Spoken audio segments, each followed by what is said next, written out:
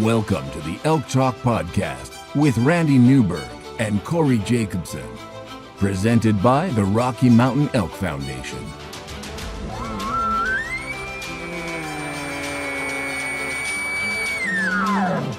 The goal is, what little you and I know about elk hunting, we share with people. I've got an elk building. It's like 120 yards away. What do I do? First off, the thought would never cross my mind when an elk's being 120 yards away to call anybody on a cell phone. All elk? All the time? Only elk? Only elk. Well, it's us having conversations, so we usually go down some rabbit holes, but If you hunt with Corey Jacobson, you will find the landscape is full of rabbit holes. We're just going to make this up as we go. and you look at it like, oh, that's a target-rich environment. But if you're trying to single one out, a solo target there is much easier to go into than a big group. We record everything, so there's no BSing, no lying, no faking it with us. Did we hit the record I thought button? I forgot to hit the record button. If you want to know something about elk hunting, this probably isn't the podcast to listen to. Should we give them a list of all the other podcasts where they might learn something?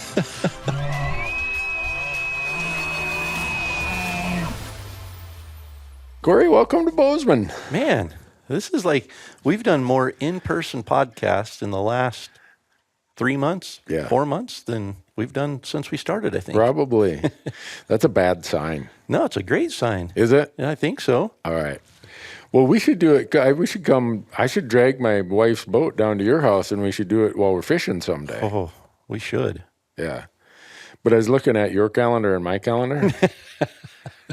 We might be ice fishing in January. Yeah, we won't need a boat by the time we don't have our calendars full. I was kind of sniveling about how busy I was. And then when we were driving over to get something to eat there with that waiter who had the bad case of the BO and the chiggers and the scabies and who knows what else he had, you started rattling off your schedule. I just shut up. I'm like, I'm not that busy. Man, I don't know what I'm looking forward to. Yeah. Usually there's a gap that you can look. I'm looking forward to August. I don't have a whole lot scheduled for August purposefully. Yeah. And knowing the way that the last 8 weeks have gone, it'll probably fill up before we get there, but I'm trying to keep it pretty open. Well, I'm pretty excited because for 17 days in August, I'm going to have no cell coverage. Oh, man. No computer. I'm leaving my computer right here at the office. Think of the mess you'll come back to. I don't really care. I mean, every day I show up here, if I looked hard enough, I could probably find a mess. Yeah. So, Yeah, the hard part about leaving for a week is when you come back, you've got 3 weeks worth of work to catch up on somehow. yeah. But that implies that I'm an adult, responsible person who cares about that stuff. That would be too strong of an implication, huh? Yeah, let's not get carried away here. I tried growing up for a while. Gave overrated. up on it. Yeah, I just gave up on it. But you want to know the big news of today? What's the big news of today? I finished my 9-week course over at Mountain Tough. And you were still alive. I am upright. Well, it was successful then. Well, it depends on how you measure From your successful. standpoint. Yeah, I didn't die. That was the success. But, I'm going to be 60 here in a few months. We almost had to call it the over 60 class instead of the over 50 class. Yeah. But I made it. Are they going to make you do another one when you turn 60? I ain't doing that. Yeah, they'll probably line you up here in a few months and say, hey, let's do another one of these for the over 60. No, I'm a good guy, but I'm not that good guy. Today they tested us doing all this stuff. They tested us the first day, how many push-ups, pull-ups, how long you can dead hang, how many lunges you can do in 3 minutes. And when I first did them, I'm like, oh my gosh, I don't think I'm going to make it. Well, my goal was today that I had to beat, I hope I beat everything that I started 9 weeks ago. Otherwise, it's like, man, this would be a failure. Back to the blizzards. Yeah, otherwise I've been like, what the heck? But no, then they scored us on everything today, and they said I didn't flunk. So Did they tell you what your marks were? not really. They didn't. They said it was just pass fail. Oh, I don't know. I'm not sure what's going on with my computer here. Sorry about that. This thing makes more noise. You have a computer that makes noise? You don't know how to turn it off? I don't think so. You must have a Mac. I do. Yeah. Yeah. Oh, when I worked in the business world for 35 years, well, when I first started as a CPA, we didn't have a computer at every desk. They hadn't invented computers yet. Well, they had the old Commodore 64. Did they? Yeah. And then they came at Compaq. No one knows who Compaq Computer is. Or MS-DOS or any of the fun Yeah, stuff. they came out with a supposedly portable computer. Yeah. It would be a good workout device. It weighed like 45 pounds. And everything was on MS-DOS. Yep. And you had these big 5 or whatever inch. 5 1/4 inch floppies. Yeah. And when I just graduated from college. And so one of the tax partners, he points at it and he says, you know how to run that thing? And I don't even know if he knew it was a computer. He just called it that thing. I'm like, yeah, Bob, I'm I can get around in there. So he set me out to do these tasks. And he never trusted anything that I spit out on that spreadsheet. Really? No. He'd have to go through with his 10-key calculator and add it all up and well, you got it right. How'd you get that right? How'd you tell that? So that's how long I've been at it. But yeah, I was a PC guy up until I started doing this media stuff. And I'd say it was only like 4 years ago that the crew here, they just shamed me into getting a Mac. They're like, well, you can't be in the media space without a Mac. Yeah. And I fought it for years and years and years. And all I can just tell you is it's kind of a cult thing. It is. Kind of like iPhones. Yeah. I had a Samsung for, I think I got a cell phone in like 2018 or something. So for a couple of years, I had a Samsung. And then they got me tucked into this iPhone thing, which I don't know. Yeah, I think iPhone, and I'm an iPhone guy now too. Are you? But I had a Mac for a while and I got rid of it. Went back to PC. Yeah. Because, yes, I think for editing, things like that, there's benefit. But for doing a spreadsheet, you got to do more gymnastics on the keyboard to do something with the spreadsheet on a Mac. And I'm pretty sure you have to use your left hand to make it work. Pretty much. Yeah. I'm like, in the business world, you'd get fired if it took you that long to do a spreadsheet. Totally. And all the Mac users are like, oh, but it's so much easier. Yeah. It's 10 steps instead of 1. Yeah. Yeah, there you go. Anyhow, mine makes noise. I don't know how to turn it off, so I apologize if it makes noise. I'm okay with it. Okay. All right. But I got it popped up. I'm tired enough. I might fall asleep, and it'll be like an alarm. It'll wake me up. And yeah. So you got up earlier this morning, and you flew to Bozeman. To get from I literally could drive from my house to Bozeman faster than I could fly. Yeah. I mean, no, even if I only had a 10-minute layover, I still could get here driving faster than I could fly. Yeah. Well, you're one of the few people who gets here via Tallahassee or something. Exactly. Well, it's a 2.5-hour drive from my house to the airport to start with. Yeah. And then there's no direct flights, and they fly you literally in the opposite direction of Bozeman, no matter where I go. If I go to Seattle or Salt Lake, and then you got to connect there and fly into Bozeman. And and then you get to Bozeman, and you're like, what the heck am I doing here? This looks like California. It's definitely bustling. Yeah, I've got my wife convinced that we should move. Do you? Yeah. The fishing's been so good the last month or two. I got her ready to move to Fort Pack. Oh. Yeah. Well, she bought a lot up there, or she's in the process. She signed a buy-sell. Wow. Yeah. I don't know where she planning on taking you with her? Or? I don't know. Well, that's the real question. Yeah. When is she closing? It's before hunting season, right? Yeah. I think she closes at the end of the month. And, you might come home and have I don't to know track where her she down. gets this money from. She buys more stuff than any unemployed person I know. Well, you're an accountant. She's married to an accountant, so she's pretty. She's so good at slickering me, I can't even figure out her methodology. But anyhow, that had nothing to do with elk. No. The reason my noisy computer's on is because we got some emails here the other day, even today and yesterday and the day before, and I just thought I'd have them handy in case we run out of material. In case we need something to pull us back on track. Yeah, something that the people actually tune in to listen to. Yeah. But, it's kind of like the end of any chance of drawing a tag at this point. Almost. There's one more chance. Oh. Okay. Idaho leftovers. Idaho leftovers. Yeah. Good luck with that. Yeah, I can't even draw exactly. Idaho in the regular draw. So that's the one that Isaac drew last year.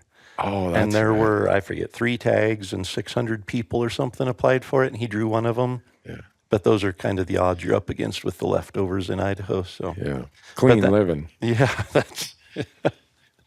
We're still trying. I've had him in for x-rays and ultrasounds and everything, trying to find the horseshoe, but it's got to be there somewhere. Yeah, I don't know what there is left to apply for. I mean, for all those, kind of quasi gamblers, they're just going to have to go find raffles now. Exactly.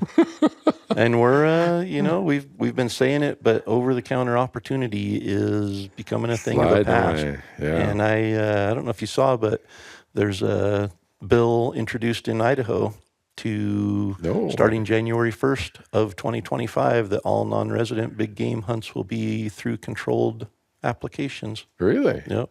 Whoa. So that would get rid of the fiasco on December 1st when we all there is no way that there are 58,000 non-residents that are there on December 1st. I don't know. There might be. Because when the spooler gets done, you can be that far back in the line. Absolutely. I don't need.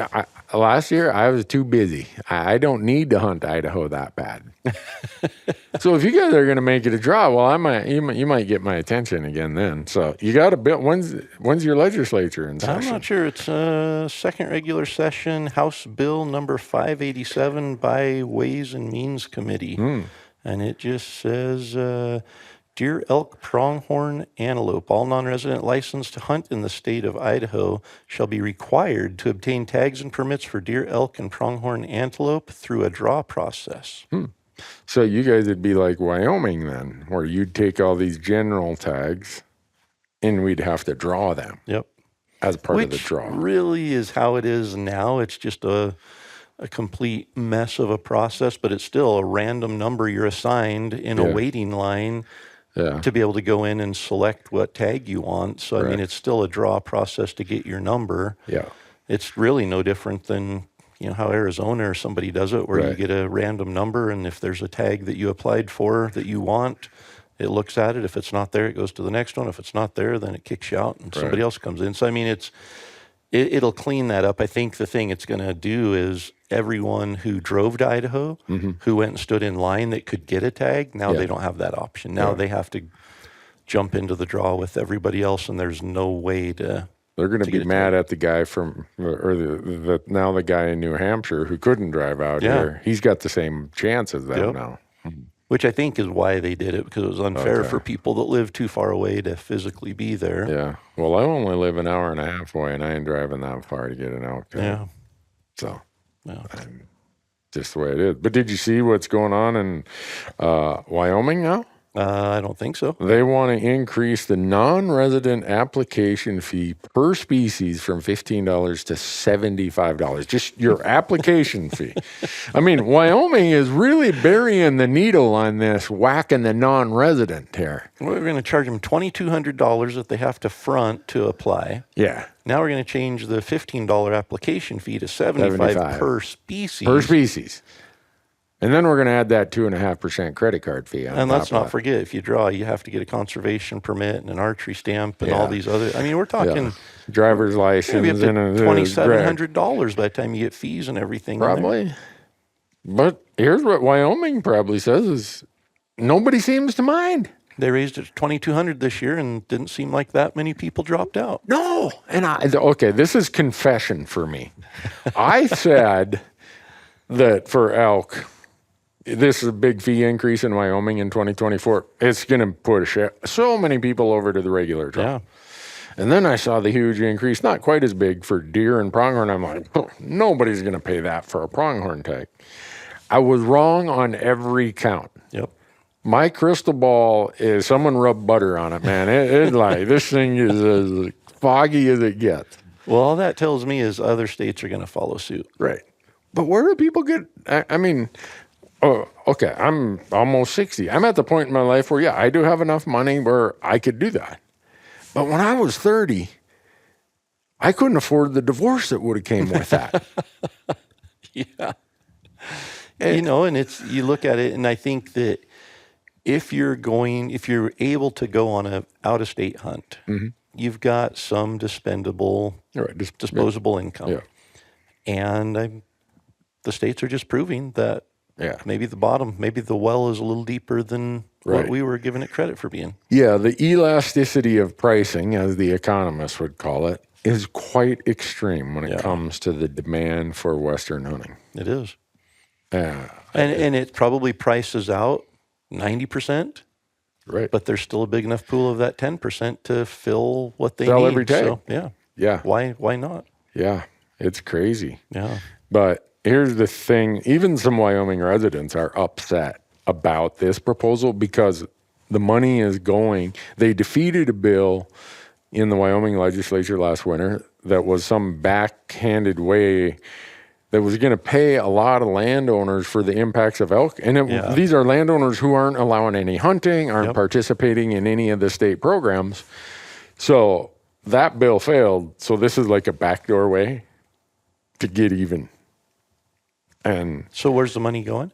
It's going to the landowner thing programs for elk damage. So there's no, if you read some of the stuff that's been posted out there, there's really no, the sideboards to define who qualifies are pretty fuzzy. Oh, if you have a yard and there's an elk track in your yard, you can say the elk damaged it. If you have grass and a elk or deer eats it, then you qualify. But that's the problem. Special interest groups. That's all this is one group of people saying, we feel entitled to some money here. Mm-hmm. And now, I'm sure it's not the Fish and Game Department that's doing it. It's the legislators. And who's going to get the heat over it? The Fish and Game Department. Fish and Game's going to get blamed, and resident hunters are going to get blamed. Yep. And every resident hunter I've talked to in Wyoming is against this idea. And it's special interest group and politics that are forcing the direction of this once again. Yeah. Imagine that. Just wrong. You ought to run for governor, Corey Jacobson. I don't run anywhere unless a grizzly bear's chasing me or there's a big elk in front of me. So the point, people probably wonder, is that all you guys ever talk about is things that legislatures are doing? No, but that's all legislatures seem to do is screw up hunting and fishing. Yep. I mean, Colorado, Wyoming, Washington. How many examples do we need of this that is not based on management of wildlife or management of people? It's based on money, not for wildlife, not for sportsmen. Yeah. So if that passes, I think about, say it's a family, husband, wife, and they've been building points for their 2 kids because Wyoming has that cheap youth hunt. Yeah. Just their application fees for elk, 4 times $75, $300. Oh, I'm in that situation. I have 3 kiddos that I started all of them at 10 years old in Wyoming getting points. Yeah. And I had sticker shock the first year that, my oldest became an adult and I no longer got the youth pricing on the application. Yeah. I have 3 adults that now we're applying for, and plus myself. So and we're applying for points in elk, deer, and pronghorn. Well, that's it. I was going to say, you add in deer and pronghorn. Oofta. Yeah, that's 3 species times 4 people. It's 12 applications times $75. Yeah. That are no longer getting youth discounts. Yeah. And, the big fee increases of the last year, that was not the Wyoming Game and Fish didn't ask for that. That was the state legislature again getting pressured that if we raise these fees enough, guess who can afford to come and hunt? The wealthy people who the Wyoming Outfitter Guide Association happens to benefit from, and that's why they pushed that bill. Yep. And this is the part that the reason we talk about it is we want people to know if you're frustrated, be frustrated at the right group. Yeah. Don't get mad at Game and Fish. The Wyoming resident hunters didn't even want that fee increase. Yep. But what happens? Oh, you bunch of blankety blank Wyoming residents.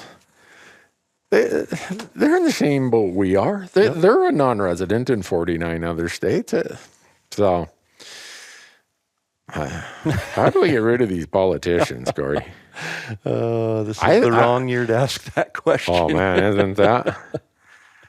Well, I was gonna say something. We gotta get back on track. If we get into politics, that's gonna. Yeah. People will definitely quit listening. Yeah. All four of them. them. So anyhow, those are some changes going on. Yeah. That I didn't know about the Idaho thing. I didn't either. It's been really quiet. I haven't seen it posted out anywhere. Somebody sent it to me and said, "Have you seen this?" And I looked at it and thought, "Oh, I knew it was coming. We've talked about it for 3 years now." Yeah.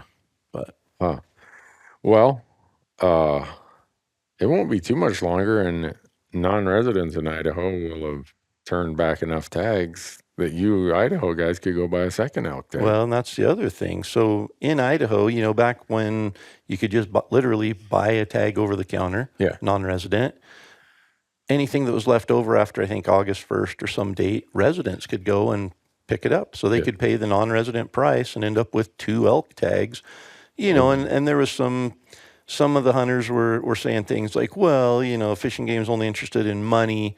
Well, yeah, they're interested in money, but they've set aside these tags based on the management objectives. So it's not like they're just printing money. Yeah. They've got a limit, and if they don't sell out, they open it up to another group of people and say, hey, if you want to help us fill some revenue here, and the game herds obviously can handle this hunting pressure, everything's good.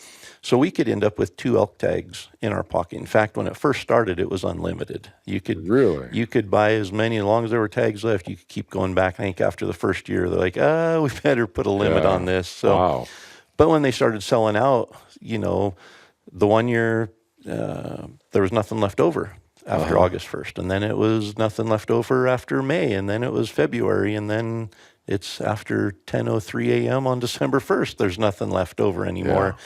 But if tags get turned back in, anything that's left after August 1st, residents can still pick up a leftover non-resident tag. That will end.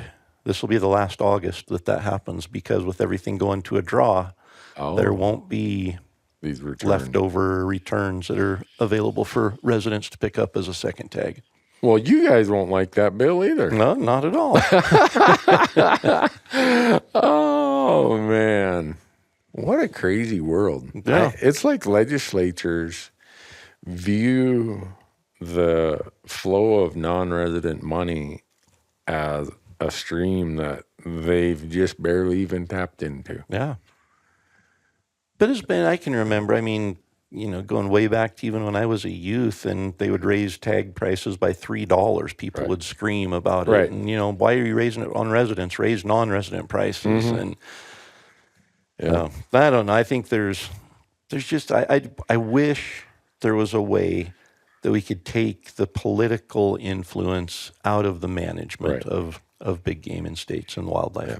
It just, it clouds everything up, and it gets the wrong motivations in there. And pretty soon you start getting things that just don't make sense, that hurt wildlife, that hurt sportsmen. Right. And it's sad to see it. It is. And sometimes the unfortunate part is a small group of hunters will get together and they'll go try to get a bill passed that has no science management or nothing. And so it's like sometimes we open up Pandora's box. Yeah. I still remember the one here in Montana. They wanted to have a special draw for everyone over 60 or 65, but it only applied to moose, goat, and sheep. Like, really? They had a bill. The number of bills that hunters ask for in legislatures we're part of the problem. Yeah. And well, we don't get our way. We can't convince the commission or the departments to do what we want. So we go the back door to the legislator and say, hey, what about this? Doesn't this make sense? And you guys could make some money here. Yeah. And then they see that and like, well, yeah, that's a win-win. So let's just introduce it. And even though it goes against science, even though it goes against public majority support, it sometimes gets through. Yeah. So that's why we bring this stuff up. This is why we talk about it a lot, because it's really important to the future of hunting. Yep. The North American model of wildlife conservation, it's not just eroding. There are state legislatures that are there at the footings trying to dig them out of the ground. Yeah. And I'm not bashful about calling them out when I do that. I don't get any Christmas cards from legislators. Well, that's all right. That's all right. That would imply I care. Yeah, that probably implies that they celebrate Christmas anyway. We know Scrooge, the Grinch. I went and started shooting my bow again. Did you? Mm-hmm. How's the wrist and the arm and everything? And I know this sounds like some sort of cheesy sales pitch for Mountain Tough, but, my shoulders had been in such bad shape. I still have impingement, but it's amazing how much building up strength can stabilize that. Yep, all the little muscles around it. In my back. Because a lot of the things they make you do are in your whole thoracic and your spine and shoulder, all the way down. I got my bow out, and I've been shooting 62 pounds. I started at 70, and then my shoulder had to go to 65, and then now I'm 62. It's like, what, you got a kiddie bow here or what? And so my point in all that is I really wish that I would have done this work to stabilize my shoulders a long time ago. Yep. The downside is I don't shoot any better because I got a floater in my right eye. You ever get a floater in your eye? I have, yeah. I got one in the middle of my right eye. So if I'm reading out of the corner of my eyeball. Oh, that's frustrating. I'm sitting there on the target and that floater is there. I'm like, You can't flush it out. No, I don't know. The optometrist is like, well, eventually gravity will pull that down lower. Can you hook a vacuum up to it? Yeah. I'm about ready to go in and just like pull on my cornea and just like use a little Q-tip. Yeah. Oh, man. So the point of all that, I guess, is that as you get older, you're just screwed. It's how you kill anything after about age 50 is pure accident. Here in about 5 or 6 years, Randy, this whole podcast is going to be us coming in talking about all of our frailties and. Yeah. I was just about to say, well, I've got a hernia right now that I'm going to have surgery on, but I'm going to wait till after elk season. Yeah. And I thought, man, what are we going to be talking about in 5-10 years here? Yeah. My shoulder, my hip, my knee, have my hip replaced, and Fortunately, knock on wood, my ankles, my knees, and my hips are really good. Yep. So, well, you look better than you ever have. Well, I'd like to say I feel better, but that's the other testing thing they made me do today. I had to do a 3-minute wall sit without breaking. My legs hurt so bad right now. I wish there was I need a shot of morphine or something. And anybody that's not done a wall sit, when you talk about 30 seconds, you talk about, it starts to burn. Yeah. You talk about a minute, it separates the kids from the adults really quickly. Yeah. Meaning the kids can do it, the adults can't. Yeah. You get 3 minutes, that's legit. That was brutal. If I'm walking around like I got to poop or something. I'm stiff-legged and swinging my feet. It's like, oh man, I don't even want to wake up in the morning. It's going to hurt so bad. But all this stuff has been helpful. Yeah. I was always this guy who thought, well, if I go work out, that's not going to matter. Hiking, what's going to matter? And hiking does matter. Because the other thing I started doing is breaking in my feet. Did that over the weekend. Well, not over the weekend. Over the weekend, I did my first big push. Put on 40 pounds and did 2 hours. Wow. Yeah. And found out that my feet wished I had only done about 20 pounds. Yep. In about 20 minutes. Yeah, you got muscles in your toenails in places that all of a sudden you wake up in the morning and you're like, they put my feet in one of those Chinese feet cruncher machines or what? Toes are all curled up under your foot.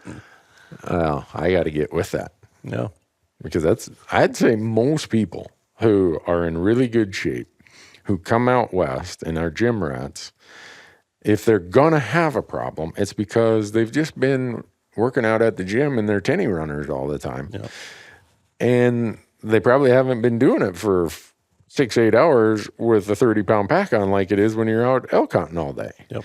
And you aren't side hilling. You aren't going uphill, downhill. That's the other thing is when I go downhill, it's like, man, this 40 pounds feels a whole lot heavier pushing my toes around. Yep. And so anyone listening to this, if you got an elk hunt coming up, I'd give yourself about 6 weeks of getting those soft feet broke in. Totally. And Yep. so I've been doing all that, man. I have never prepared for a season. I was going to say, I like used to I have this any summer. conversation we had at this point was, I'll get my exercise on the mountain in September. Mm-hmm. Yeah. No. Hand me another ice cream. That's right. No, so probably what will happen is I go through and do all this and I won't even see an elk or something. Well, you'll at least enjoy the experience more. Hopefully. Yeah. Yeah. So other than that, that's all I've been doing is getting ready for elk season. That's awesome. I don't know what else you do. Well, I'm fishing, Well, yeah. filming. Yeah, the reason That's what I was just going to say. We're the reason you're here, doing some more filming. yeah, for outdoor class. Yeah.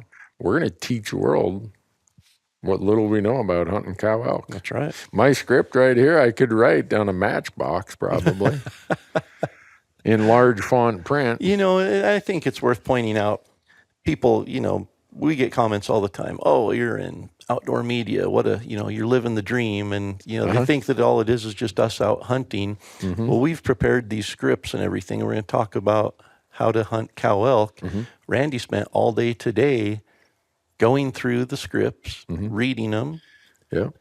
cameras set up, Everything's studio, sweating under the lights. people here running cameras and lights and audio and everything.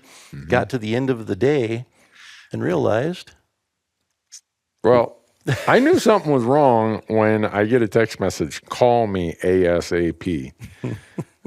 Building burned down? What happened? Well, we had a little hiccup. The media card wasn't reading all that stuff we shot today.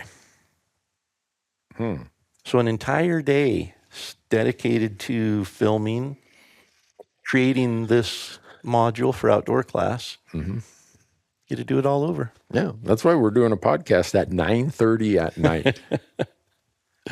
It's going to be today was a long travel day. We're going to be up late tonight, early tomorrow, filming everything all day tomorrow, because you've got, I think, 2 courses you're doing. I'm doing 2 courses. Yeah. And then, I think they might roll me over to Friday. are they? I think they might. They might have to roll you over literally. Yeah, or bury me, one or the other. But yeah, we're here doing that for outdoor class. We told them we'd do this cow elk course because we get a ton of questions about cow elk. Yeah. And that's one of the things that I'm going to talk about is the opportunity. We spend a lot of time talking about, calling, bugling, hunting bulls. Yeah. But when you look at it, there's almost as much opportunity for antlerless as there is for antlered hunts. Oh, in some places even more. Even more, yeah. And the other cool thing is you can have a cow elk tag in the best units in states like Nevada, Arizona. You can have a cow elk tag during the rut and be there and experience everything and still fill your tag and take home a freezer full of incredible elk meat. Yeah. Well, I talk about this equation called net caloric intake. Gross calories minus expenses. The expenses of thermoregulation, predation, locomotion, having to move around and do all this stuff and go through a whole list of what these it's kind of like, this is the accountant, right? You got revenue, gross revenue, which is kind of how much forage and calories an elk can take in. Then you got expenses, the cost of getting all that. And really what a cow elk's got to focus on is what's my net caloric intake. Energy stored. Yeah. You got energy in, energy out, what's left over, because that's what I survive on. Yeah. So I get pretty nerded out in that. And I think a lot of people don't realize how much some of those things influence a really smart cow elk. Yep. And what times of the year those caloric outputs are at the highest. Yeah. They aren't the times you think. No, they're not. She's lactating. She all of a sudden has a 50% increase in her calorie demands. Yep. And she gets done lactating in late August. And now she has September, October, and kind of parts of November where she's got to put on 10 to 15% body fat. So a 450-pound cow elk, 400-pound cow elk, 300-pound, whatever, however old she is, 400-pound cow elk's got to put on 40 pounds. Yeah. You got to put the feed bag on to do that. So the point of all that is, more so than bulls, cows are on their feet feeding a lot in October because they have to. They just got done. They just weaned this calf that, hey, now I think I got another one in here that I got to get through the winter. They got a rough life. Yeah. You look at the bulls, and, the bulls in the summer, they're fat. You see a bull right now, he's got a belly on him, and he's just sitting up there eating green grass, and life is good because he has no caloric demands. He's not lactating. He's not feeding a calf. Right. The cows have to have way more feed than the bulls this time of year. The bulls get all fat. They go through, they burn all their calories in September and the first part of October. Well, they're still at a good net place. Yeah. They haven't, they aren't in a deficit calorically. Right. The cows are. Yeah. And so the cows from literally the middle of September through the middle of November are eating like it's going out of style. Yeah. And so the point of all that is to try to get people to know where you're going to find cow elk. Okay. All things being equal, you're going to find them where there's the greatest quantity of high quality forage on that day.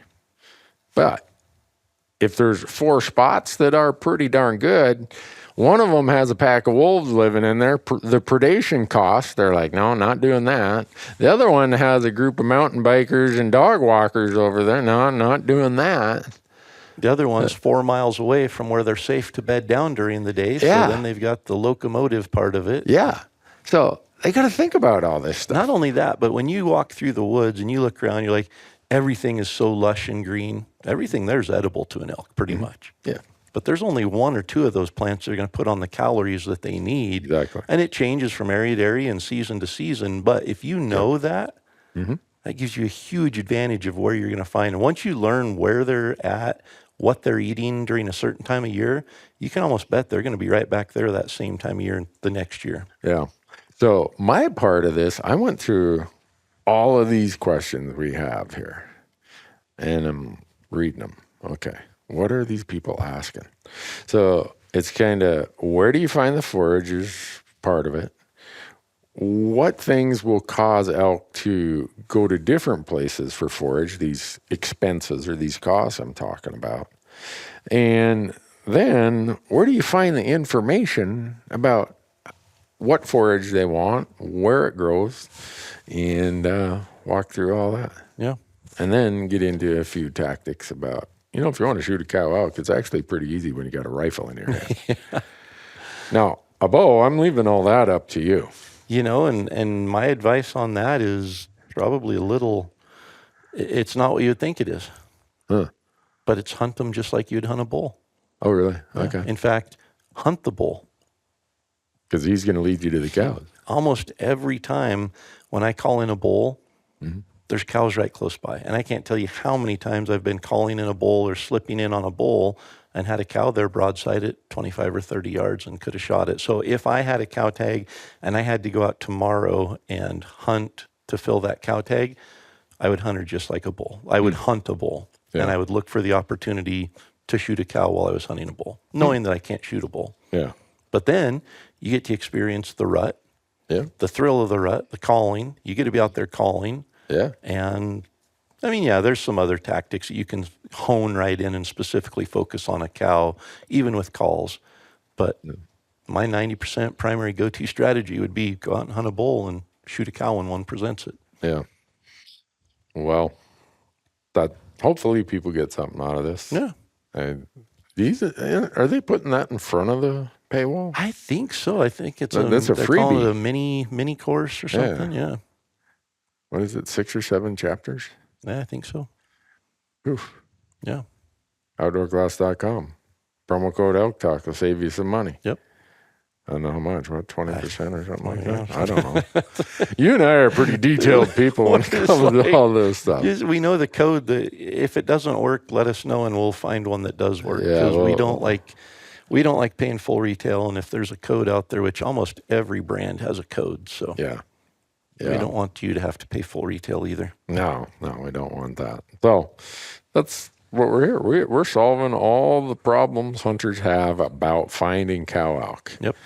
And hopefully, when the course is up there, we get another flurry of emails of people saying, you guys don't know chicken soup from chicken poop, man. There's another T-shirt. Ooh, I almost went political with that one, but that's a good T-shirt. Let's make a vow to ourselves and our audience that between now and November 5th, we are not going to get into any political weeds. I think that's fair. Promise? I don't know if I can promise. But I'm promising you. Well, we just might slip up because the closer we get, All right. But the good news is between now and November 5th, we have a lot of elk hunting to talk about. Yeah. That we'll be in the heart of it. We'll be heavily distracted, I hope. Yeah. We'll come out of the elk woods and be like, oh, there's an election tonight. Yeah, who cares? Wonder who won. Yeah. Falls under who cares. But so we got all that going on. We got I don't know if I want to get into some of these spicier emails. I know, we did get one today and he has good points. That's the problem. Yeah. No, I'm fully on board with, the person is very well thought out and really thinking this through. There's just one problem. Yeah. That's the Constitution. Yeah, the United States, Constitution of the United States. And this was I'm not going to summarize it, but this was a really articulate and well thought out person who got into, they'd grew up in Florida, had no places to explore that were wild places, became an Alaska resident, decided to try to figure that out, what the hunting fuss was all about, and says, I agree with you guys on about 90% of the topics, and I love how you constantly bring divisive issues back around to creating a bigger pie, blah, blah, blah, blah, blah. I struggle to grasp the fairness of the North American model of wildlife conservation in relation to the resident, non-resident tag allocation. That's his point. Is it a North American model of wildlife conservation issue? The non-resident versus resident allocation? No, not really. That's not really defined by the North American model. No, it's not. And some would say, oh, well, there's a democratic allocation of wildlife. That's one of the tenets. Yes, there is. It is democratically allocated to the beneficiaries for which it's held. Beneficiaries are the citizens of the state. Yep. So the person goes in, and it's a really interesting person. And I really appreciate what they sent here. And it's a very, very common discussion that happens. And so he continues, he says, I understand wildlife is a public trust of the residents of that state. And I conceptually see how it is beneficial for people closest to wildlife to have the most influence over their management. However, and this is where... Let me guess. He is a resident of the United States, and federal land should be open to all citizens of the nation. That's pretty much... Yeah. I mean, and that's the argument. That's what we get all the time, right? Public land you can go and hike, they don't even for firewood, mushrooms, some of the other permits they sell, they don't distinguish between resident, non-resident. But when it comes to the wildlife, the animals that live on that public land, there's a difference. Yep. And that is, what, 10th Amendment? There's this thing in the United States Constitution called the 10th Amendment. But if you read it, it says all rights not explicitly granted by the states to the federal government are retained by the states. Yep. So all of these wildlife cases that go back for a long time have said... Nowhere in our history has the state granted the right in wildlife to the federal government. So unless they sign off on the Migratory Bird Treaty Act or, some of the other stuff where the federal government does kind of oversee or coordinate, then it's a state right. But there's a reason, for the migratory birds, They live in a lot of different states. Exactly. They migrate across all these different states, so it makes sense for them to be federally regulated. Right. But the wildlife belongs to the state. Right. And it's a hard, and the guy that sent the email, you and I and everybody who's listening is a non-resident in 49 states, and Right. we wish it could be fair. We wish it was, no distinction across there. But the Constitution protects the fact that that wildlife belongs to the state, regardless of whether it's on national forest land that's open to every citizen of the country or not. Or if it's on private land. Yeah. Animals on private land don't belong to that private landowner. Yeah. He doesn't get to dictate that. So I think he articulates it really well, and that's why I want to read the way he said it, because of all the emails we've received on this topic, usually it's a whole lot of F you, and you guys live there, and blah, blah, blah. He did a great job. It says, by and large, that public land is federal land that belongs to the public trust of the nation, not the state. The burden of management, road maintenance, access, blah, blah, blah, and of that land rests with the nation. Yet the wildlife residing on that land belongs to the residents of the state. Well, yeah, it's held in trust for the residents of that state. It doesn't, quote unquote, belong to them, but it's a way of saying it. In other words, the residents benefit from a public trust of wildlife that is only possible because it's underwritten by the generosity of the entire nation. Yeah. It may be too far to say that Western residents are hunting welfare recipients, mooching off the generation of Uncle Sam while being stingy with their non-resident countrymen. But that is a totally inaccurate view. Yeah. So when I first started reading that, I'm like, man, now he's getting fired up. Yeah. But then he said, but that's a totally inaccurate view. So he said, I don't think I've ever heard you directly address this topic in your conversations with Shane Mahoney or others. Of course, I don't know what the solution is. I'd be about the last person to advocate for federal management of wildlife. But I don't think it's unfair to expect states to have more liberal non-resident tag allocations when it comes to federal land. So I completely understand the case. Believe me, I wish that we could get 50% of tags in Wyoming as a non-resident. But it's not going to happen. No. And I wouldn't want to give that up in Idaho where I live. Right. And, you just look around there, and I don't think that it's possible to say across the board every state needs to give this percentage of their wildlife tags to non-residents. Because it's so different in every management state. has to be specific to that state and that species. Right. And you can't make that distinction. No. And so to answer the question, the courts have always said wildlife is transient, kind of like water. And that's why it's held in trust by the state wherever the wildlife is standing, regardless of whether it's standing on public ground or private ground. The deeded property does not move. That is either public or that's private. It can be federal or state or local or whatever. Yep. That doesn't move. So we have a different idea of law. That's the Fifth Amendment, the rights of property owners. It covers that one. The 10th Amendment covers anything that's kind of the catch-all, right? Anything that wasn't granted or talked about in any of the other amendments, well, the states get to keep it. And I understand where some people are like, I don't like that. Yeah. Well, no, I get that. That makes sense not to like it. If you live in Maryland and your taxes are paying for federal land that an elk lives on, I can see why people feel that way. Yeah.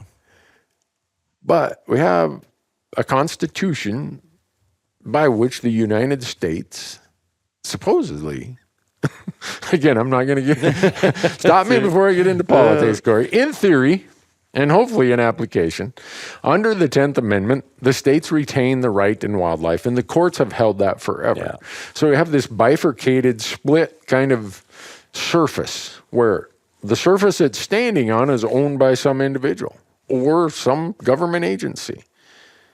But the item standing there and walking around and moving and feeding is held in trust by that state for its beneficiaries.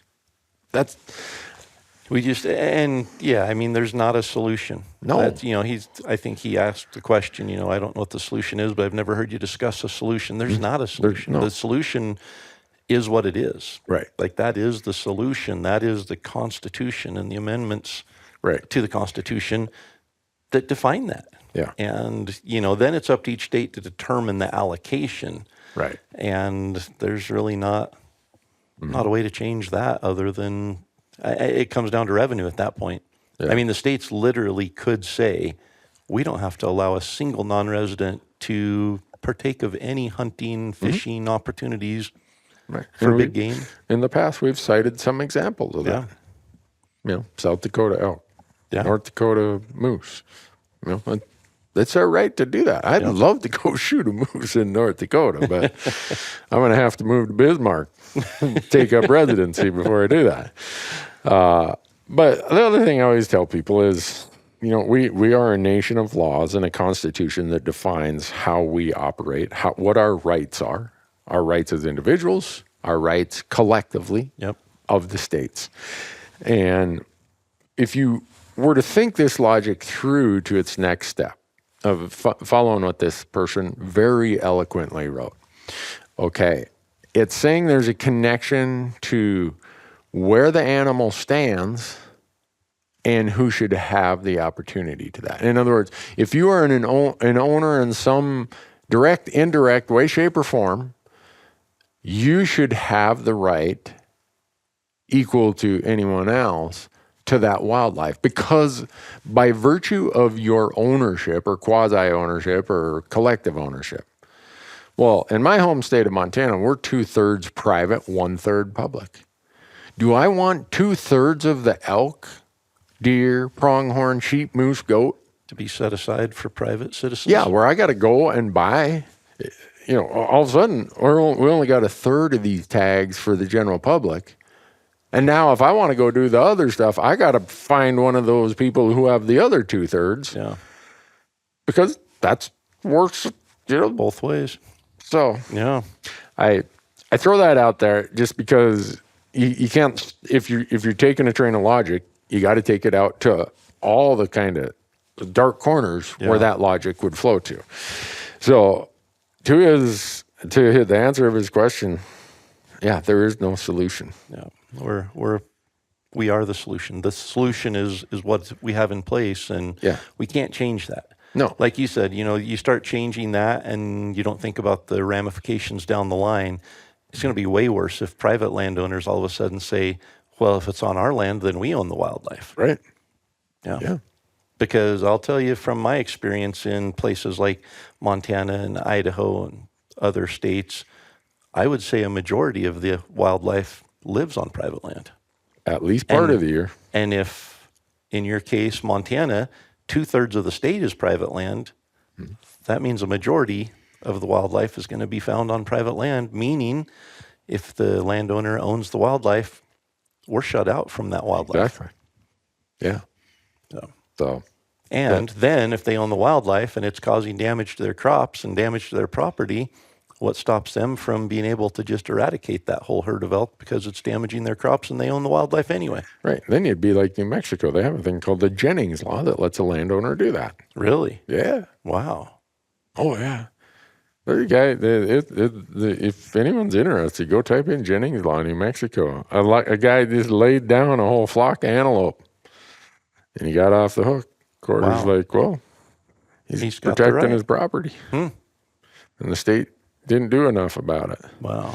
And I think even recently a guy mowed down, like 4 or 5 years ago, laid down a group of elk.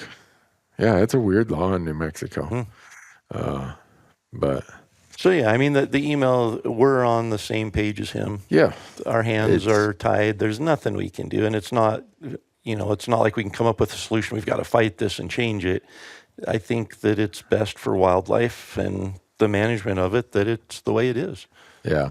And it's a bummer because in 49 states, our hands are tied just the same as everyone else's. Yeah. And to this guy's credit, he said, I firmly believe I live in the best state in our nation for hunting opportunities. He lives in Alaska. Yeah, I'd say he does. I agree, yeah. I can harvest sheep, sheep, moose, goat every single year without even having to draw a tag. Yet I also think it would be unwise and morally wrong to methodically slash opportunities for non-residents here, even if it would benefit me.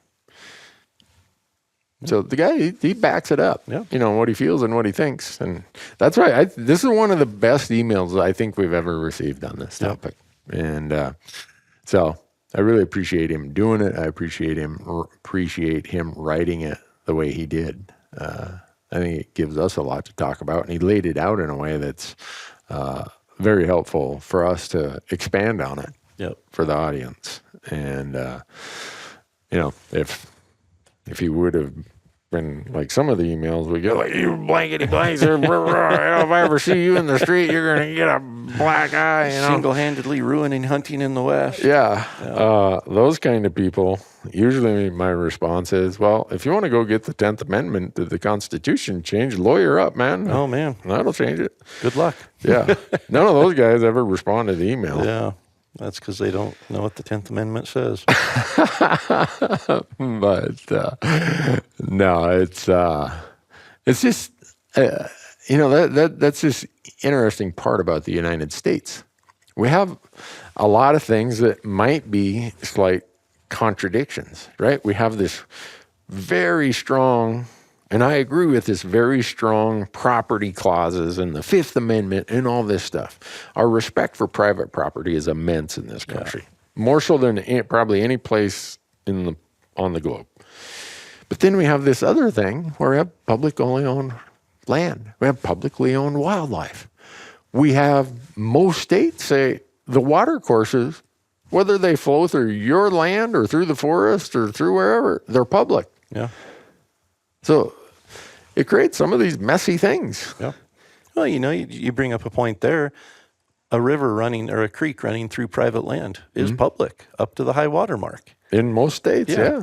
And so you have access to that. And I'm sure that there's a lot of private landowners out there that would love to see that end. Yeah. And say that from my fence line to my fence line, it doesn't matter if it's a tree, a river, or a rock, I should own it. Yeah. And so if you go back to, he made mention of the public trust doctrine, and we've talked about it a lot here. It's a common law thing that goes back a long, long ways, way before the United States was a country. And the premise, it originally was thought of as in the terms of water, because water is a transient thing that moves across the landscape. How do you own the water that's flowing past?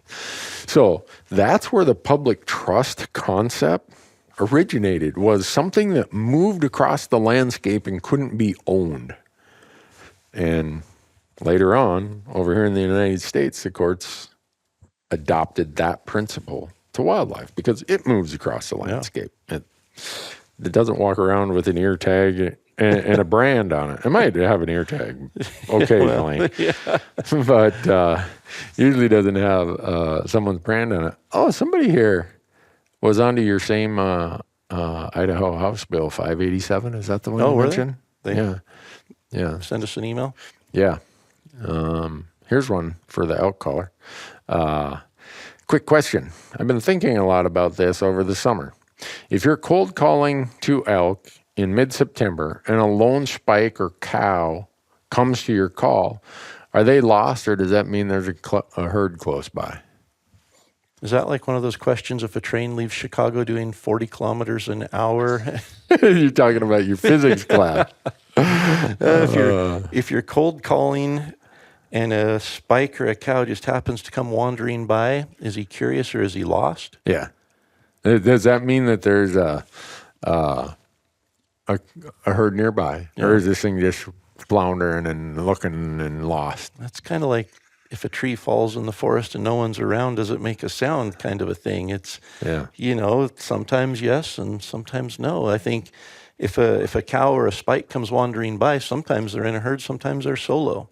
Yeah. And it's hard to say that, I've had both cows and spikes, immature bulls, herd bulls, come in solo, and there's not another elk for 3 miles around. Yeah. And then other times, they'll leave the herd and one of them will come in. So it's really hard to say. Yeah, it can be both. It can be a combination. Yeah.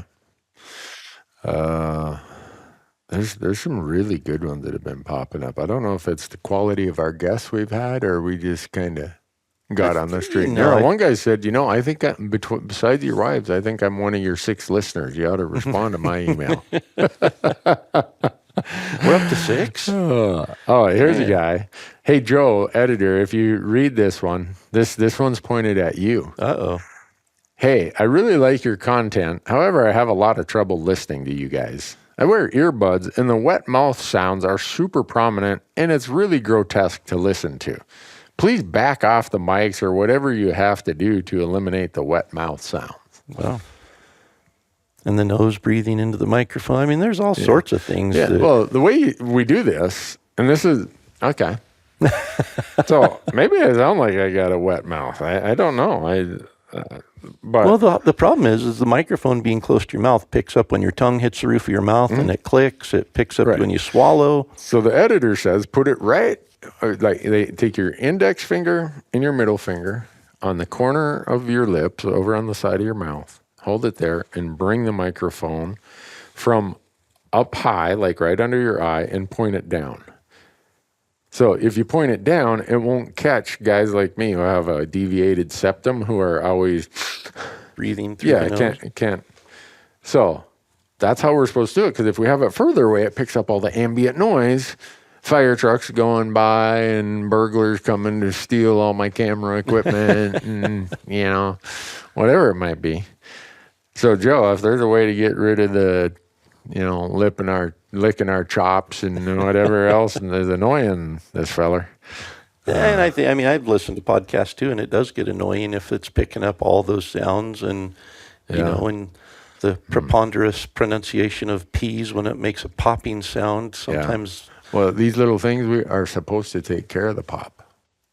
These little things, what? These little things, they come off. Oh, the little fuzzy things. Yeah, on the end of the mic. Yeah. Hopefully they do. Now I'm going to talk really low because I'm worried that I'm lip smacking but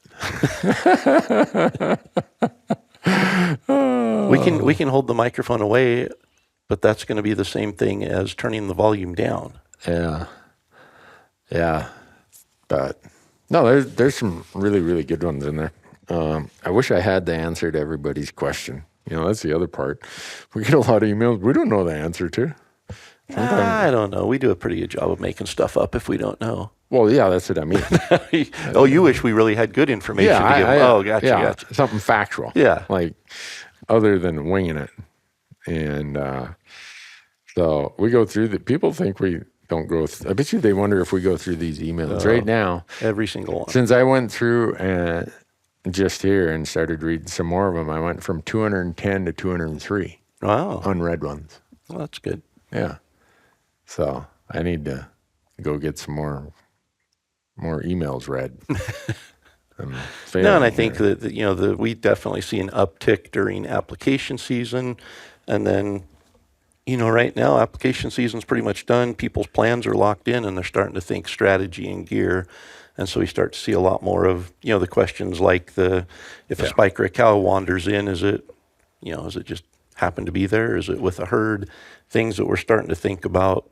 Hey, this experience happened to me last year. I need an explanation for it, or I need to learn more about this strategy or tactic. And for me, that's the exciting time of the year. That's, when I'm on the computer e-scouting, I'm starting to think of actual tactics and plans and gear and making gear lists and No, I'm sitting here looking at my to-do list for the next couple of weeks. Every day is booked with film permit application, pre-production meeting, planning meeting. I think people probably wonder how we come up with this stuff, but right here's my spreadsheet of the storylines that I want to try to tell sometime before they put me in the dirt. That's a lot. Yeah. And then you'll see what state I think that storyline could happen in, and then what species in that state it could happen in. So, wow. I nerd out on that. I'm like, all right, we got to tell this story. We got to tell that story. And when you're a bad hunter, if you got a good story, it doesn't really matter. So that's kind of my safety net. I don't shoot a lot of things, but you come up with the story before the hunt. Absolutely. Then you've got something. Yeah. So, and if you kill an animal, that's bonus. Oh my gosh! Can you believe it? Newberg's crew actually shot something. Is there anything on your spreadsheet about grouse? Yes, there is. I bet there is. Right here. Where is it? You get down here a little grouse episode that explains my connection to grouse. Wow. So this year I have a big opening in October. Oh no. And my buddies are like, oh, you got to come back. You got to come back. You got to tell that story.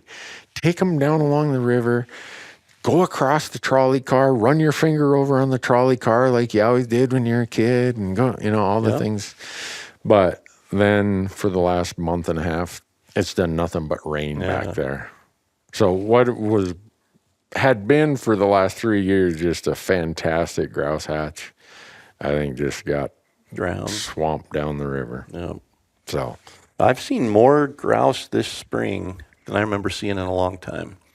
Really? And I don't know if it's just I've been out getting firewood more earlier than I normally do, if it correlates with that. But I've seen little baby grouse chicks that I thought, I'm going to run and catch that and put it in our chicken coop and let the chickens raise it. And I thought, no, I better not do that. You're supposed to catch wildlife. But I saw a mama grouse sitting on a nest with 8 eggs in it. And I thought, oh, that's 8 grouse that'll be huntable this fall. There you go. So I backed away. Especially with that thing you said you guys are going to go do this alone starve to death operation. We'll need all the grouse we can get. Yeah.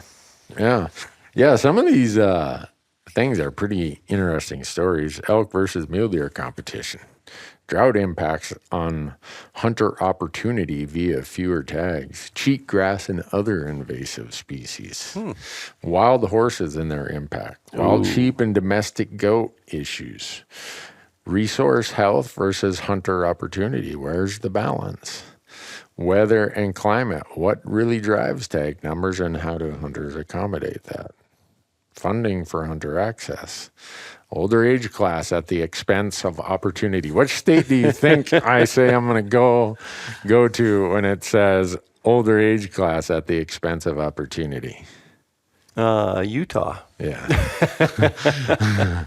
So managing, I thought you meant like you being in the older age class. Oh, well, there you go. I got another storyline. Older hunters missing out on opportunity. You're talking about the age class of the animals taking away from the opportunity from hunters to be able to have more tags. Yeah. Gotcha. The future of caribou, and that is about places that are so far removed from human, the hand of man, but yet their populations are plummeting. Why? What do we do about that? Our caribou, do they even have anyone who cares about them? Yeah. They don't have maybe they do. Maybe they have the North American Caribou Foundation. I just don't know. I think there is a Caribou Foundation. As you mentioned it, they've got a hold of me before. Predators or habitat? Scarcity or abundance? Man. What makes the biggest difference? Wildlife disease and how hunters can help and need to help. See, some of these aren't just like episode storylines. These are like series. Oh, yeah. This seasons. Dreams coming true. Family and friends. Special people. Pronghorn as an underappreciated species and how to make it fun. Bison and they being the reason that we have conservation in the United States. Yeah. Fun hunts that don't require glory tags. Western whitetails. Boat and other forms of access. Hunting small parcels that might be overlooked. Randy and Kim with the story of how much we hunted for food early in our marriage. Beetle kill, plus or minus. Adventure on the cheap. Mentally challenging hunts and why I enjoy them. I'm not going to go to Southeast Alaska and hunt elk. No, I'm not going that far. So you don't like mentally challenging hunts then? You only enjoy them if they're comfortable. Okay, that's fine. You don't call it that, yeah. Or if there's not a life and death situation involved, that's fair. Yeah. Access is the key for hunters. How do we increase access? Backyard hunts, close to home. hard to get to. What makes for a better hunting experience? Man. Hard to get to logistics. The benefits of wilderness. You've got some thought that's gone into this list. This list has been here for years, and I add to it. Now I could keep going. I listened to a podcast today that talked about how many hours are left in our life. Really? Calculating that and then prioritizing things that are important to us based on our availability. It sounds like you'd better start knocking some of those. Well, that stuff is important to me. I just need a tag. How am I going to tell the story about sheep disease without a sheep tag? Well, Matthew and I just that wrapped one might up. have to go down a little lower on the list, but there's some other ones there. Fun hunts without glory tags. I'm already doing that one this year. Okay. Yeah. The Western whitetail one I'm doing. I got a second choice whitetail tag in Wyoming. Nice. So, no, but the point is, people think that this is just some random, let's go hunt and carry a camera with us. And the amount of crazy thought I put into this, and Marcus and I go over this a lot. And we actually have a whole folder. You ever use Slack? Uh-huh. Okay, we communicate by Slack. We got our own folder in Slack where we share all these stories that would be really cool to talk about. But you need a tag.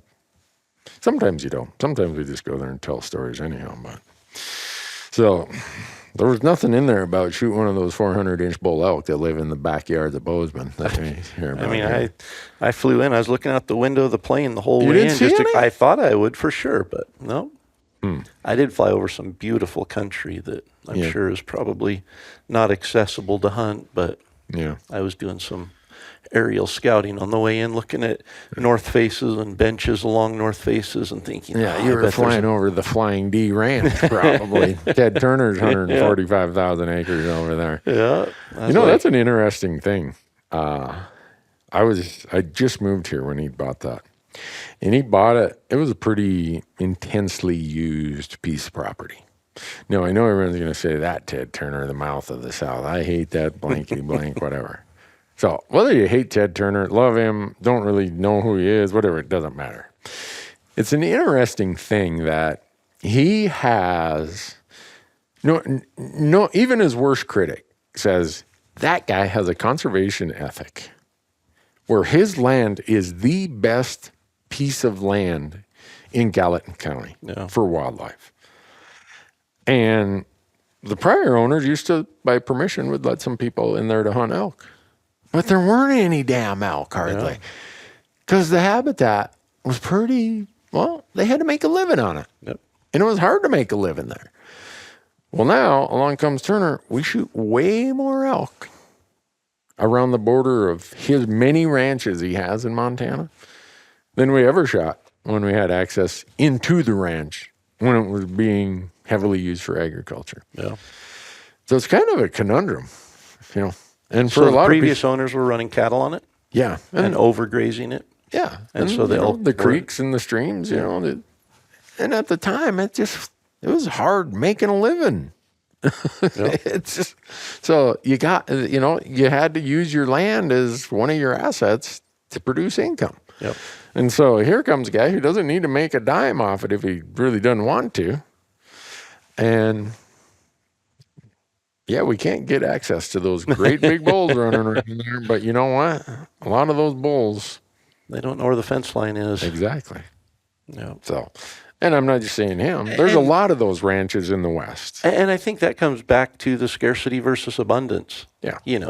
Would you rather have access on property that has a scarce population, or would you rather hunt the perimeter of a property that has an abundance of population? I mean, it's, what's better? Mm-hmm. What's better for us? What's better for wildlife?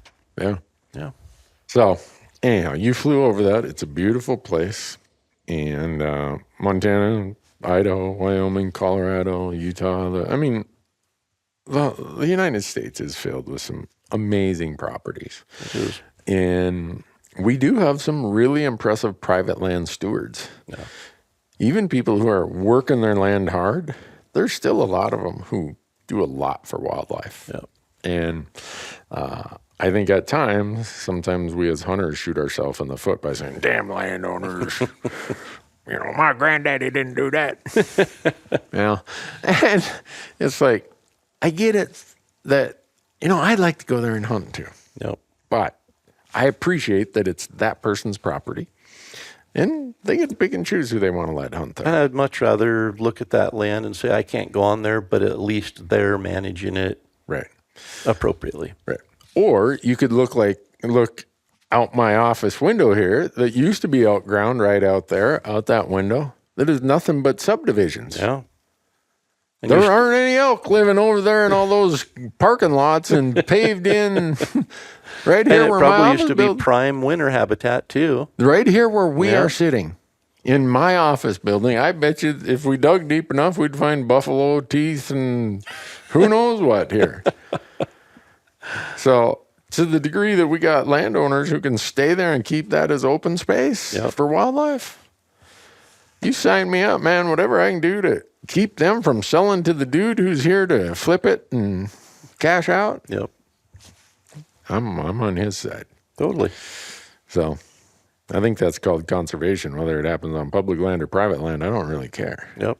Oh, and we did the linguist film with Sitka back in 2016, 2017. I had a chance to visit with Will Primos, and he brought up that very fact that private land is important. It's a big part of wildlife management. Huge. Keeping corridors open for them to migrate on. And, Yeah. and I think a lot of times, especially where we focus our hunting on public land, it's easy to give private land a little bit of a black eye. Well, it's inaccessible. It's, where rich people hunt. It's, it'd sure be nice to hunt there. Well, there's some of that. I look at it sometimes and say, gosh, I'd love to go and hunt there. But that land is still important for the animals that we get to hunt. Yeah. And it's important to recognize the role of private land in the overall picture of management, especially when it comes to, migration and feed during different times of the year. And they support animals that we have access to as well. Yeah. I'm trying to think of how many elk I've shot that maybe I could make a case never spent any of their time on private land. Yeah. Maybe my Nevada bull, maybe a couple of them in Arizona, maybe one of them in the high country of Colorado, but pretty much all my Montana bulls, they're migratory elk. Yeah. And they spend their winters near or part-time on private land.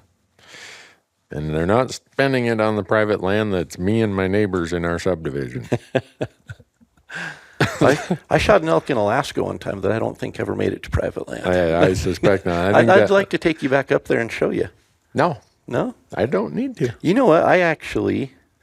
This is probably gonna sound funny, but You miss it. You want to go again. I actually looked into what it would take to. They used to have a tag that they raffled off or auctioned off for that hunt up there. You were going to buy it for and me, I actually looked into I couldn't find it this year. I don't know if they aren't doing it. It used to be like the Alaska Bow Hunters or Alaska Archer Association or something. They used to. Didn't they have a raffle on that this year? I don't know. I couldn't find any info on it this year. They didn't want you to get it. Well, I don't know that I would have followed through on it, but it piqued my interest enough with as few hunts as I have planned, and especially being the first part of September's open. I thought, maybe this would be a year to go to Alaska. I'd take up mowing lawns before I'd go there with you on that hunt. Would you? Yeah. And I don't even own a lawnmower. So that's how bad I want to go there and do it. I can watch you do it all day. It's really entertaining. Yeah, it was entertaining. Yeah.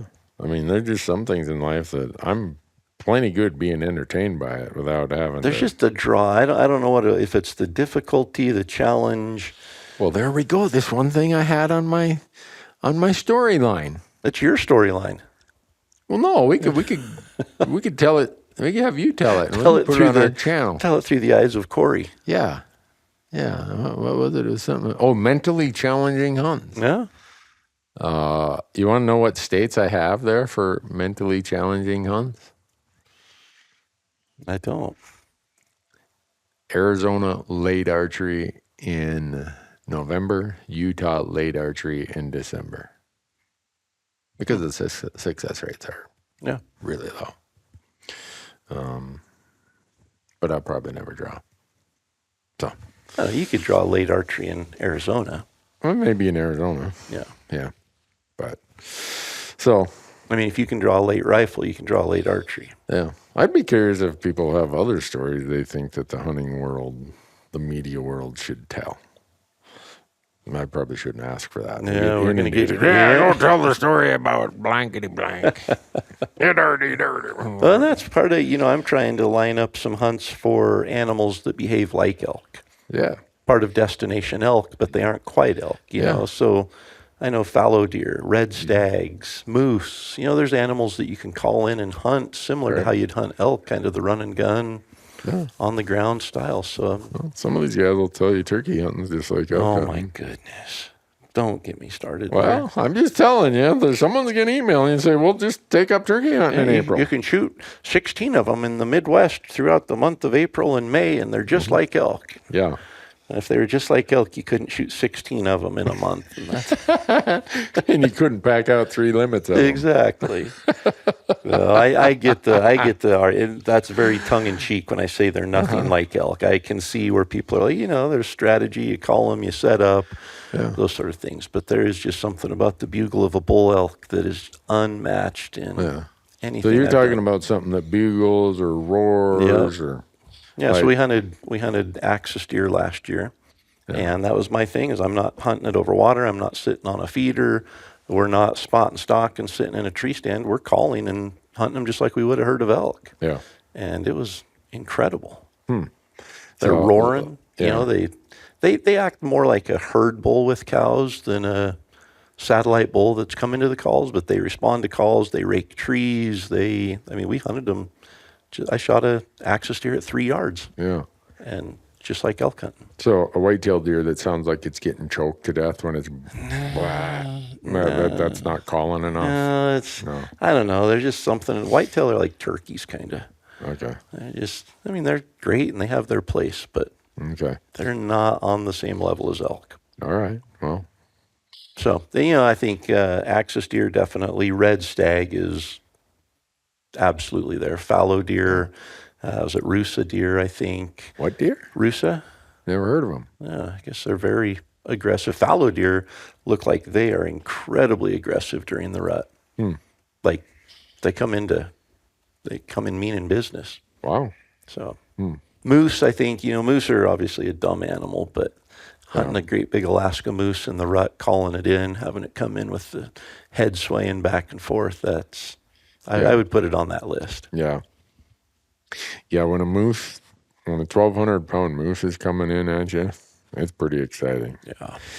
This in October when that one came in to me, he came in from 1,000 yards away, just woof, woof. And he'd take big, long gang lead legs, taking the strides, crosses the river, crosses it again. Woof, woof. Where is she? Poor thing. It wasn't fair. He was so love-struck. But that's cool. That's what makes elk hunting fun, is being able to interact with them. Yeah. Not being able to learn them, hunt them, fool them, out-strategize them. All of that is great. But when you get to actually start talking to them, for me, that's where it really gets fun. Yeah. No, I wish I could get them to talk to me. I don't know what the heck they're saying. They don't know what I'm saying. So, but it is cool. Yeah. Occasionally I strike the right note. That's what it's about. If you don't fire up the band, you're never going to play a good tune now and then. You'll never get one. That's right. Even it's if you're not near bad as much fun dancing without music. Right. There you go. Yep. So, this is my buddy Walt Pritchard used to say when he'd whip out his elk. We had one of those old Abe and Sons one that made like the whistle sound. Yeah. Time was to it strike Abe up. and Son, or was it a power bugle? No, it was Abe and Sons. Was it? Yeah. Out of Oregon or somewhere, he told me. Yep. Yeah, he's like, time to strike up the band, and he'd pull this thing out of his hunting vest. Well, nobody wants to dance today. Let's go to the next spot. Miss that guy. But anyhow, have we solved any problems today? I don't know if we always solve problems. It's the net caloric intake thing. It's kind of like the net problem. Did we create more problems than we solved today? Yeah. Hopefully we solved more than we created. I hope so. I mean, we are so blessed to have a really thoughtful, articulate audience. Yeah. Some guys who do podcasts tell me the emails they get. Like, ooh, man, what are you saying to get that kind of email? Yeah. So I just am so thankful for the amazing audience that follows this podcast. Yep. They're great people. They take the time to write us and let us know. But and just like when we're at the Boat Archery Challenge event, so many people come up and say kind things about the podcast, and that's rewarding because Randy and I can sit here and talk until midnight without a headset on and not recording it, and we're going to have a good time. Yeah. So to be able to share those conversations and then meet people face to face and have a conversation with them is super fun. And when they say, that bit of information helped me here or there or whatever, that's a big reward for us because that's what we're here to do. Yep. We're still waiting for somebody to say that, but. The other really fun thing is how many people come up to us and say, I'm a member of the Elk Foundation because of you guys. Totally. In your promotion and in your raising the awareness of all that RMEF does. Yep. And that's really cool when people come and tell us that. There's been misconception, there's been stigmas, there's been different things that have kept people from joining. Mm-hmm. And we've had people come up and say, you know what, you've convinced me. I've held off for 20 years, but it's time. Mm-hmm. They do good for elk, and that's enough for me. Yeah. Well, they sent a photographer by here. It was this morning. So they asked me, when did I first join RMEF? It was 1989. So they had a 1989 Bugle magazine that they sent over here. And they said, hey, the photographer is going to be there 7:30 in the morning. We want to take a picture of you reading a Bugle magazine. Because I guess they got a new column saying it all started with a bugle. Huh. But it's the Bugle magazine. Yeah. Because I was telling them the story, they're like, well, how did you become a member of the Elk Foundation? I'm like, well, I was a starved out college kid in Reno. And there were, on Kitsky Lane in Reno, there's a sporting goods store called Mark IV and Strike. And I'd go in there and I didn't have enough money to buy anything, but boy, I'd look at all that taxidermy and stuff and say, boy, someday I might be able to afford a shotgun like that. But no, I'd have to win the lottery, I'm sure they're like, as much time as you spend here, you want a part-time job or something? But I'm at the counter and I see this magazine and it's this really cool elk hunting magazine. I'm like, start thumbing through it. I've never hunted elk before, but this is really cool. So I sent them I looked the membership. There was a membership card in that magazine they sent me from 1989. You know what it cost? I'm guessing like $10, $12? $25. Oh, was it 25? Yeah, it's only $35 now. Holy From cow. 1989 to now, they've only raised their membership fee $10. Wow. Yeah. So whatever the amount was, I wrote out scratched out a check. Probably had to hold it for a week before I got finally paid, before I knew the check would clear.